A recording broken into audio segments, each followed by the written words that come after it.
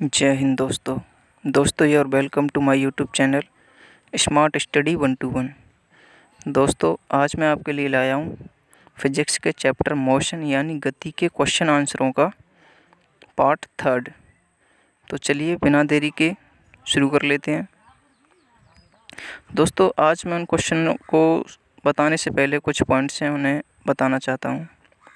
तो चलिए जान लेते हैं वो पॉइंट्स क्या हैं। पहला पॉइंट है गति। चलिए तो गति के बारे में जान लेते हैं। समय के सापेक्ष वस्तु की स्थिति में परिवर्तन गति कहलाती है। चलिए नेक्स्ट पॉइंट जान लेते हैं। नेक्स्ट पॉइंट है दूरी। दूरी एक बिंदु से दूसरे बिंदु तक तय की गई कुल लंबाई दूरी कहलाती है। तो चलिए इसे थोड़ा और विस्तार से जान लेते हैं।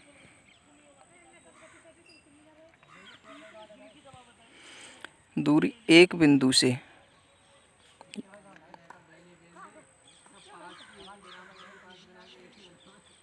दूसरे बिंदु यहाँ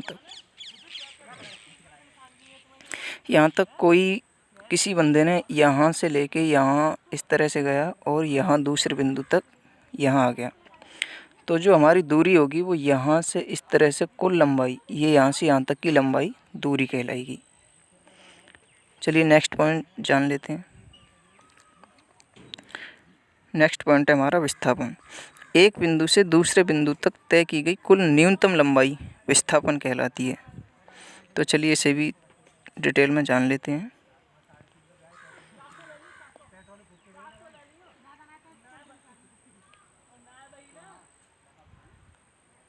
कोई बंदा है वो यहाँ से लेकर के इस तरह से गया और यहाँ आ गया, तो इसके द्वारा जो विस्थापन होगा वो पहले बिंदु से दूसरे बिंदु तक की न्यूनतम लंबाई यानी यहाँ तक, ये हमारा विस्थापन होगा। ये वाला विस्थापन होगा। चलिए नेक्स्ट पॉइंट जान लेते हैं। वेग। एकांक समय में तय किया गया कुल विस्थापन वेग कहलाता है।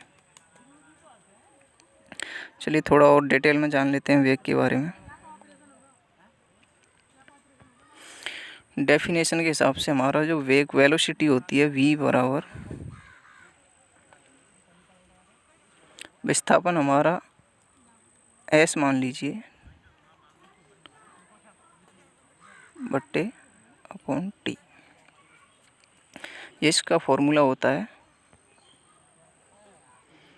विस्थापन को हम मीटर में मापेंगे और समय को सेकंड में, ये इसका मात्रक हो जाएगा।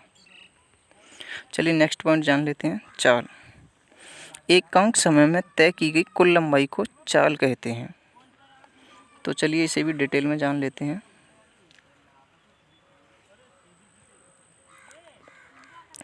चाल जो होती है हमारी वो लगभग सभी जानते होंगे कि चाल बराबर दूरी बट्टे समय होता है, और इसका जो मात्रक होता है वो दूरी को मीटर में मापेंगे और समय को सेकंड में। इसका भी मात्रक मीटर प्रति सेकंड होता है। चलिए नेक्स्ट पॉइंट जान लेते हैं। त्वरण। वेग परिवर्तन की दर को त्वरण कहते हैं। तो चलिए और डिटेल में जान लेते हैं थोड़ा। जो त्वरण होता है उसे हम ए से डिनोट करते हैं। वेग परिवर्तन की दर को हम कहते हैं त्वरण। इसका मात्रक जो होता है वो होता है मीटर प्रति सेकंड स्क्वायर। चलिए नेक्स्ट पॉइंट जान लेते हैं। आवेग। संवेग परिवर्तन को आवेग कहते हैं। और नेक्स्ट पॉइंट जान लेते हैं कि संवेग परिवर्तन की दर को बल, जो दर होती है वो बल के बराबर होती है। इनमें थोड़ी सी कन्फ्यूजन है कि संवेग परिवर्तन को आवेग कहते हैं और संवेग परिवर्तन की दर को बल कहते हैं या बल के बराबर होती है। चलिए नेक्स्ट पॉइंट जान लेते हैं। न्यूटन के गति विषयक नियम। न्यूटन ने सन 1687 में अपनी पुस्तक प्रिंसिपिया में सबसे पहले गति के नियम को प्रतिपादित किया था। आइए वो नियम जान लेते हैं कौन से थे।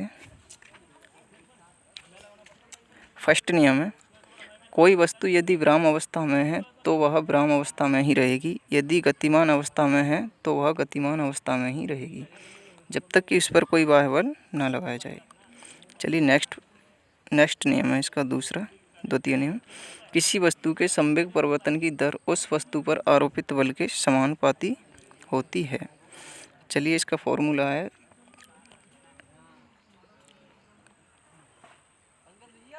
F बराबर m इंटू ए। चलिए नेक्स्ट देख लेते हैं तीसरा नियम, प्रत्येक क्रिया की समान परंतु विपरीत प्रक्रिया होती है, ये न्यूटन का तीसरा नियम है। चलिए यहाँ हमारी जो पॉइंट थे वो क्लियर होते हैं और क्वेश्चन लगा लेते हैं। क्वेश्चन है हमारा फर्स्ट, पृथ्वी से तारों की दूरियां मापते हैं। तो पृथ्वी से तारों की जो दूरियां होती हैं वो किस में मापते हैं? वो मापते हैं प्रकाश वर्ष में। किस में मापते हैं? प्रकाश वर्ष में। चलिए नेक्स्ट क्वेश्चन देख लेते हैं। क्वेश्चन है, गति के नियमों की खोज किसने की थी? तो गति के नियमों की खोज जो की थी वो की थी न्यूटन ने। चलिए नेक्स्ट क्वेश्चन देख लेते हैं। क्वेश्चन है, ग्रह के गति के नियमों की खोज किसने की थी? तो यह की थी हमारे जर्मनी के साइंटिस्ट केपलर ने। चलिए चौथा क्वेश्चन देख लेते हैं। चाल का मात्रक है तथा यह कैसी राशि है? तो चाल का मात्रक पहले ही बता चुका हूँ मैं। चाल का मात्रक होता है मीटर प्रति सेकंड। यह कैसी राशि है? तो दोस्तों यह अदिश राशि है। कैसी राशि है? अदिश। चलिए नेक्स्ट क्वेश्चन देख लेते हैं। क्वेश्चन 5 है, वेग का मात्रक है तथा यह कैसी राशि है? तो दोस्तों वेग का मात्रक भी मीटर प्रति सेकंड होता है तथा यह सदिश राशि होती है। दोस्तों यही डिफरेंस होता है वेग में और चाल में, कि वेग जो होता है वो सदिश राशि होती है और जो चाल होती है वो अदिश राशि होती है। चलिए नेक्स्ट क्वेश्चन देख लेते हैं। न्यूटन के गति के प्रथम नियम से किस राशि की परिभाषा निकलती है? तो न्यूटन के फर्स्ट नियम से निकलती है बल की परिभाषा। चलिए 7वां क्वेश्चन देख लेते हैं। प्रत्येक क्रिया की समान तथा विपरीत प्रक्रिया होती है, यह न्यूटन के गति का कौन सा नियम है? तो ये है यह न्यूटन का तृतीय नियम है। कौन सा नियम है? तृतीय। चलिए 8वां क्वेश्चन देख लेते हैं। क्वेश्चन है, यदि किसी वस्तु का वेग दोगुना कर दिया जाए तो संवेग होगा। तो संवेग जो होता है वो हमारा होता है द्रव्यमान इंटू वेग। यदि वेग दोगुना कर दिया जाएगा, यदि यहाँ हम वेग दोगुना कर दिए तो संवेग भी हमारा कितना हो जाएगा? 2 गुना हो जाएगा। संवेग कितना हो जाएगा? 2 गुना। चलिए 9वां क्वेश्चन देख लेते हैं। संवेग निर्भर करता है वस्तु के, अभी फॉर्मूला से देखा था हमने कि जो संवेग जो होता है वो हमारा द्रव्यमान इंटू वेग के बराबर होता है। तो संवेग किस पर निर्भर करता है? वस्तु के द्रव्यमान तथा वेग दोनों पर। चलिए 10वां क्वेश्चन देख लेते हैं। मुक्त रूप से गिरते पिंड का त्वरण होगा।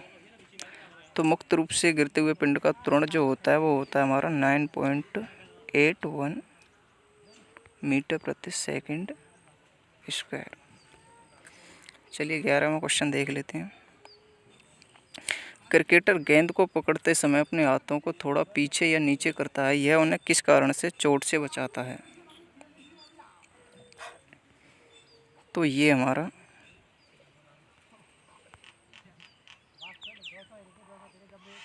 संवेग संरक्षण से।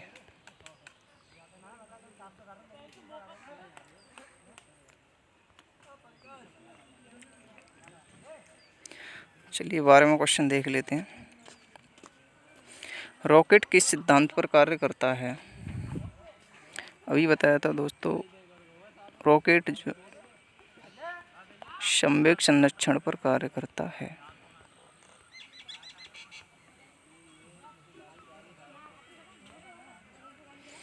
चलिए 13वां क्वेश्चन देख लेते हैं।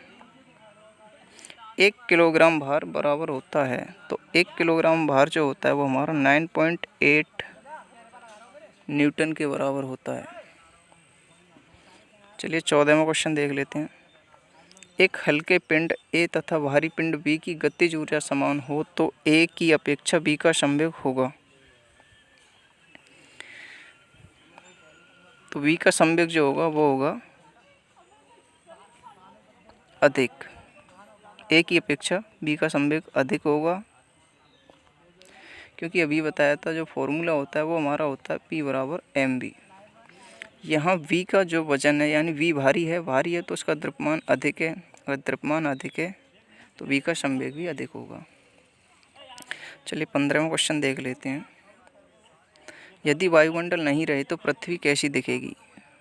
पृथ्वी काली दिखेगी अगर वायुमंडल नहीं रहा तो। चलिए 16वां क्वेश्चन देख लेते हैं। यदि एक आदमी पृथ्वी पर 5 फुट की छलांग लगा सकता है तो वह चंद्रमा पर कितने फुट की छलांग लगा सकता है?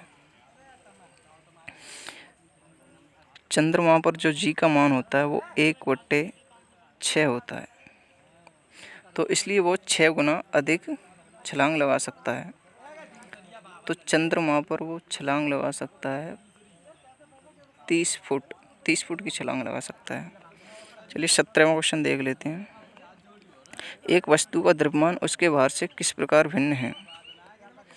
तो द्रव्यमान जो होता है वो वस्तु के परिमाण की माप है, जबकि भार एक प्रकार का बल है, इसीलिए द्रव्यमान भार से भिन्न है। चलिए 18वां क्वेश्चन देख लेते हैं। किसने सबसे पहले कैपिटल जी का प्रायोगिक मान दिया था? तो ये दिया था वैज्ञानिक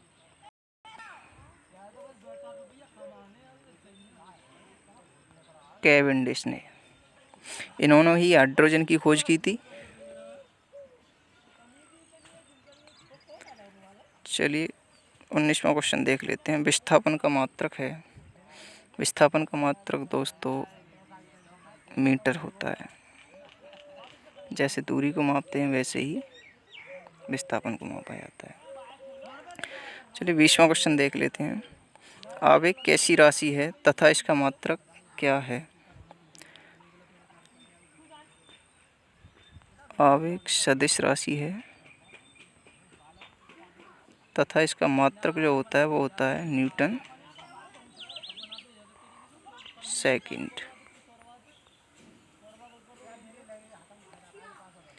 तो दोस्तों हमारे 20 क्वेश्चन यहाँ पे समाप्त होते हैं। तो दोस्तों कैसी लगी आपको वीडियो? अगर अच्छी लगी तो प्लीज़ लाइक कर दीजिए। थैंक यू दोस्तों पूरी वीडियो देखने के लिए।